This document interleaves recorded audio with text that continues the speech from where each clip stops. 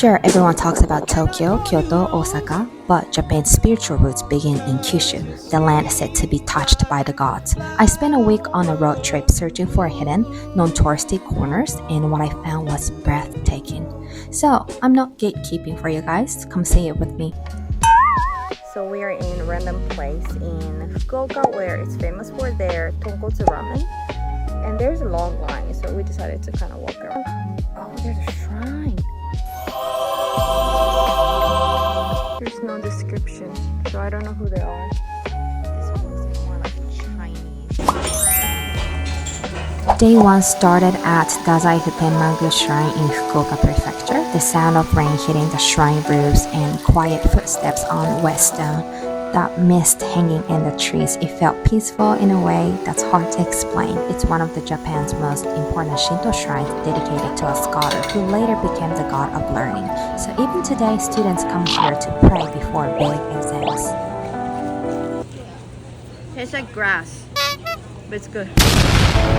Have you ever heard of mizutaki? Most people visit Fukuoka for tonkotsu ramen, but mizutaki is a real local comfort food. It's a slow-cooked chicken hot pot, and usually the staff will make it for you right at the table. They know exactly when to add each ingredient. Then at the end, they mix rice and egg into the broth, and it turns into this creamy, comforting finish. Honestly, that part alone is so worth it.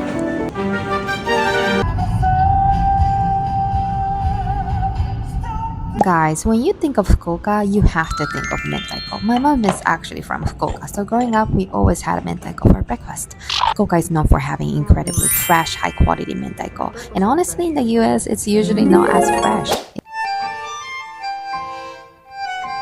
Hi, so we came to Imari in Saga Prefecture. This place is famous for their traditional pottery, so let's check it out. This small town has over 400 years of history as one of Japan's most famous porcelain centers. In the early 1600s, porcelain made here was shipped from Imari port all the way to Europe. Walking through these quiet streets, you can still feel the history, tradition living in everyday life. I bought a few small ceramic pieces. They were just too cute to resist. The shop owner told me she inherited the business from her father and now runs it by herself. You could really feel her dedication. Each store has its own character and charm, and exploring them was honestly one of my favorite parts of the day. We also went treasure hunting for Arita and Imari porcelain, and it was so much fun, guys. First, you pick a basket, small or large, and then you can fill it up with as much as you can. I think we had it for an hour, and it felt way too short because it was so exciting.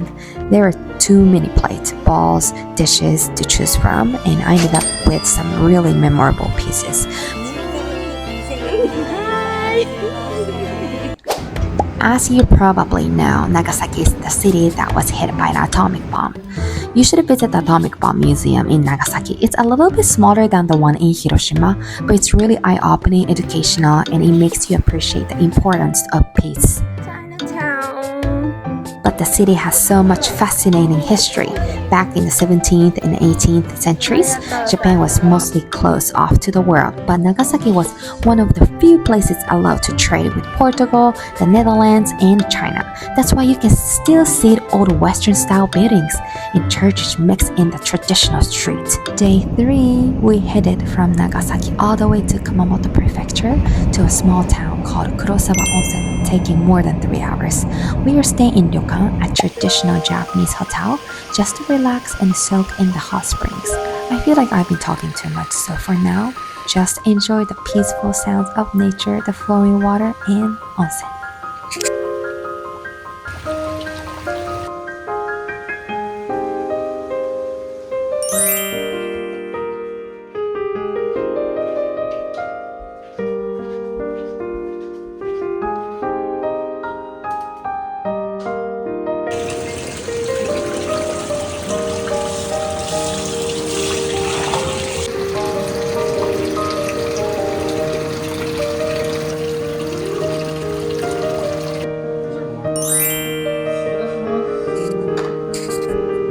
At most ryokans, breakfast and dinner are included, and honestly, dinner is usually so big. The appetizers at this ryokan were incredible. So many different dishes, and just looking at them was such a joy. Of course, they tasted really amazing too. That's because Japanese cuisine really values seasonal ingredients. From mushrooms to fish to vegetables, everything is prepared with care, and it's a feast for both the eyes and the taste buds. It makes you feel genuinely happy. Other countries don't always emphasize the seasons in their cooking, so that's one of the things that makes Japan so special.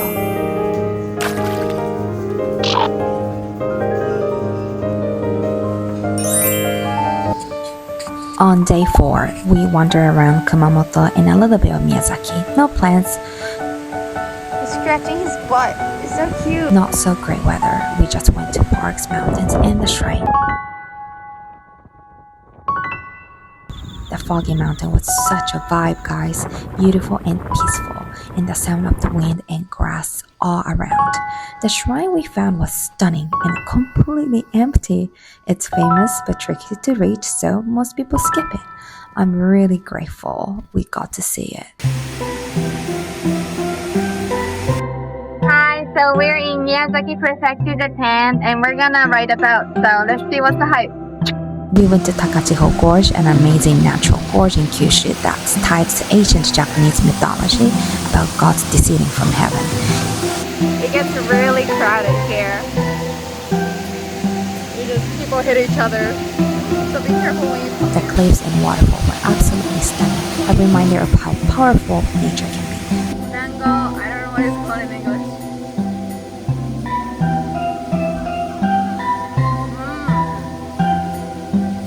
Savory and chewy. We also visited Amano-Iwato Shrine, a beautiful shrine built around a secret cave from one of Japan's oldest mythology. It's said that the sun goddess Amaterasu was hidden there, plugging the world into darkness until the other gods worked together. It was amazing to see the place in real life, so quiet and powerful. After that, we hadn't eaten all day, so before heading up to the mountain to see horses, we grabbed a quick lunch. It was amazing. We got to try Miyazaki A5 Wagyu, and honestly, it was so tender and flavorful. Totally worth it. This is a mango I'm talking about.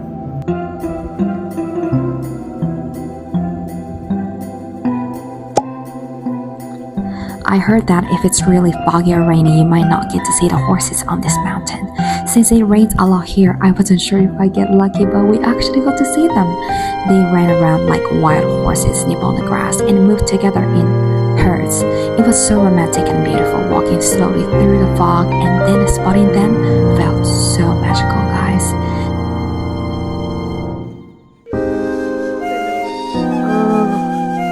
We got to the farm. Yay! These horses are stunning, and I really recommend this spot for anyone who loves animals. Just a heads up, they're only out after 4 p.m, so make sure you plan your time right.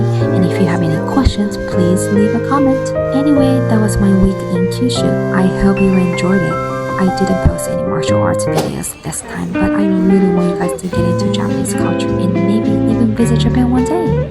I tried to show some local hidden gems too, not just the usual touristy spots, you know. Got questions? Comment below.